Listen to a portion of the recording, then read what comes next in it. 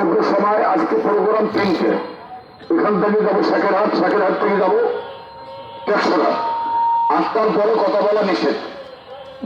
কালকে তারাগঞ্জে আলোচনায় কত সভা ছিল, 2-3 মিনিটের জন্য আল্লাহ তারা হেফাজত করছে, 50,000 টাকা ফাইন দেওয়া হবে। এই জন্য সরকার আইন করছেন নির্বাচনী আচরণ বিধির মধ্যেই কাজ করতে হবে। অল্প কথায় বুঝতে হবে, অল্প কথায় আমাদের সামনে কাজ করতে হবে। আপনারা সকলে কেমন আছেন? আমাকে চেনেন?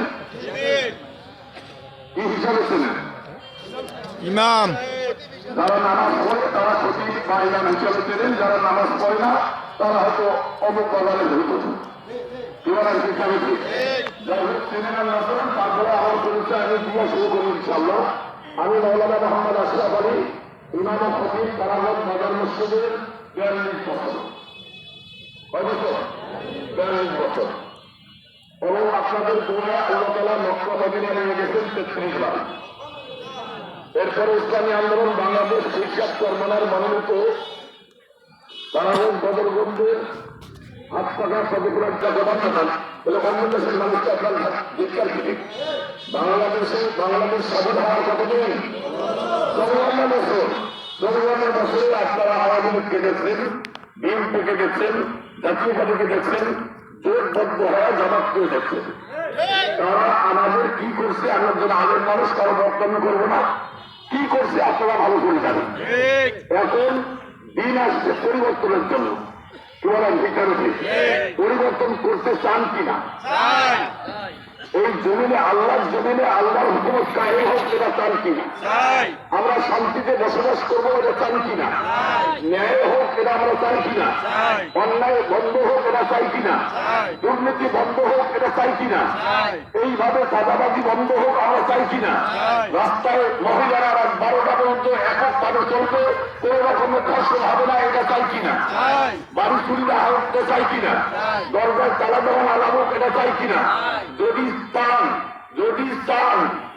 চান তাহলে আপনাদেরকে পরিবর্তন আনতে হবে। কি বলেন? ঠিক করে ঠিক। কি পরিবর্তন আনবো?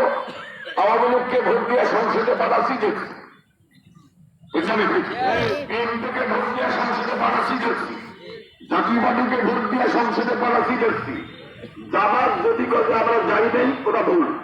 কে জামাতের যিনি একজন আসলেই একজন তফসির কারক বা মুফাসসির ছিলেন, কে? একজন ভালো মানুষ, আলেম মানুষ এবং মুফাসসির মানুষ, আমাদেরকে বলতে হবে। কিন্তু তিনি তারাগঞ্জে বলে গেছিলেন নারী নেতৃত্ব হারাম, নারী নেতৃত্ব শরীয়তে কি আছে? হারাম। কিন্তু তারা যাওয়ার পরে আবার যারা নারীর সঙ্গে মিলিয়ে গেছে, যার কারণে ওনার বিরুদ্ধে অনেক কৌমি ওলামায়ে কেরাম অনেক লেখালেখি কথা বলছিলেন। কি বলেন? ঠিক না ঠিক? এই জন্য তাহলে দেখা গেল জাতীয়বাদী হোক আর বিএনপি হোক আর আওয়ামী লীগ হোক আর জামাত হোক, তারা শরীয়ত সম্মত দল নয়। এবং তারা আরো প্রমাণ করে দেখালেন। এই 24 সালে তারা প্রমাণ করলো যে যখন তারা, আমার সম্মানিত সেক্রেটারি বলছেন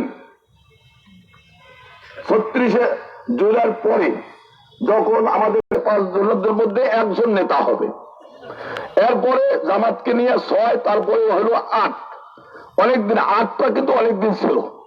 এই 8 দলের সমঝোতা হয়েছিল, 8 দলের জোট হয়নি। কি হয়েছে? সমঝোতা। সমঝোতা মানে হচ্ছে 8 দলের 8 জন নেতা পরামর্শের মাধ্যমে যাহা সিদ্ধান্ত নেবে সেইটাই ঠিক হবে।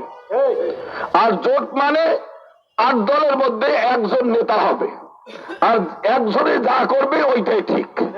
এটা কিন্তু পৃষ্ঠ চরমালাই